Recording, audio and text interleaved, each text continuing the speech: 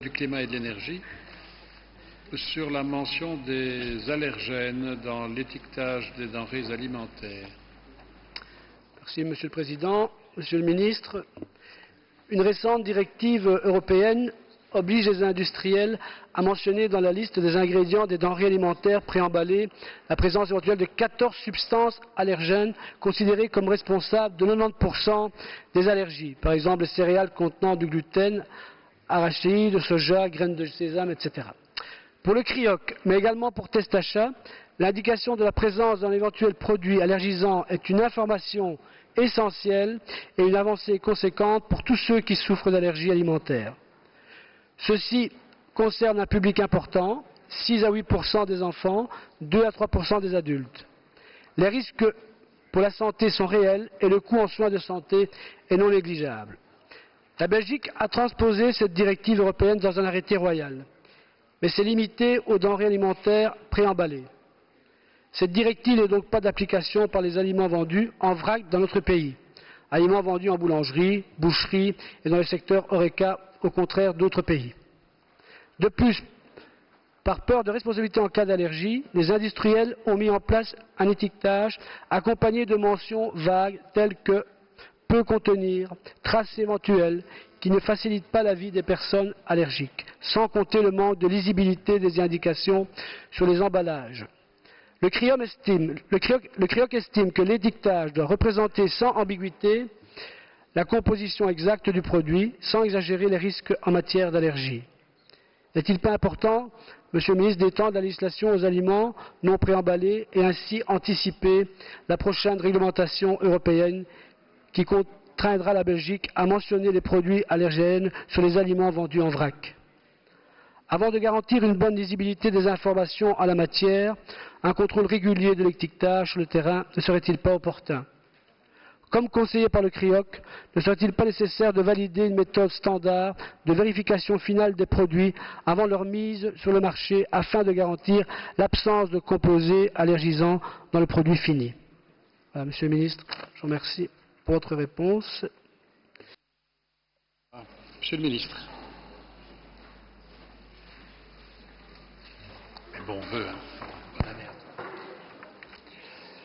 Merci, Monsieur le Sénateur, Monsieur Seminara Franco, pour votre question.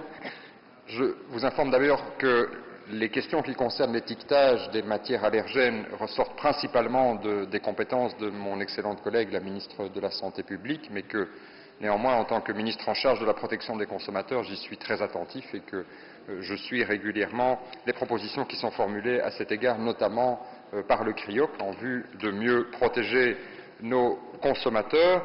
Je vous informe également qu'un règlement, une proposition de règlement du Parlement européen et du Conseil concernant l'information des consommateurs sur les denrées alimentaires est actuellement discutée au sein du Conseil européen et qu'il rencontre dans une très large mesure les préoccupations dont vous vous êtes fait l'écho, puisque dans cette proposition, l'indication des allergènes est rendue obligatoire et qu'on ne soit donc plus dans des indications qui soient extrêmement vagues comme celles que vous avez rappelées, et ceci quelle que soit la forme de présentation de la denrée alimentaire.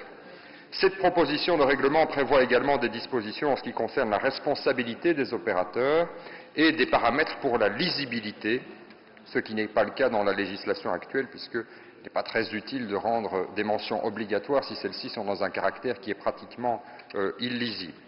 Étant donné qu'il s'agit d'une proposition de règlement, cette réglementation, après son adoption, entrera immédiatement en vigueur dans les États membres sans devoir faire l'objet d'une transposition en droit national. Et donc, à ce stade, il ne nous paraît pas nécessaire d'adopter une législation nationale supplémentaire. Il faut, je pense, attendre que le processus législatif européen ait atteint son terme, que l'on dispose du texte et que l'on puisse vérifier qu'il offre bien le niveau optimal de protection des consommateurs pour envisager, le cas échéant ensuite, de le compléter par d'autres mesures nationales. Mais ce texte paraît, à ce stade, répondre à l'ensemble des préoccupations que vous avez ici soulevées.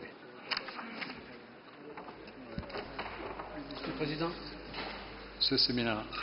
Monsieur le ministre, je vous remercie vraiment d'être le porte-parole de cette question, qui dépend également d'autres ministres.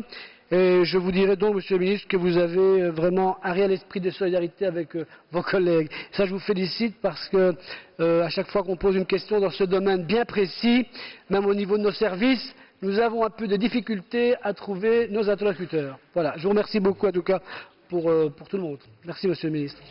Merci. Ik geef nu het woord aan mevrouw Helga Stevens voor haar vraag aan de minister van Binnenlandse Zaken over de uitbreiding van preventiecampagnes.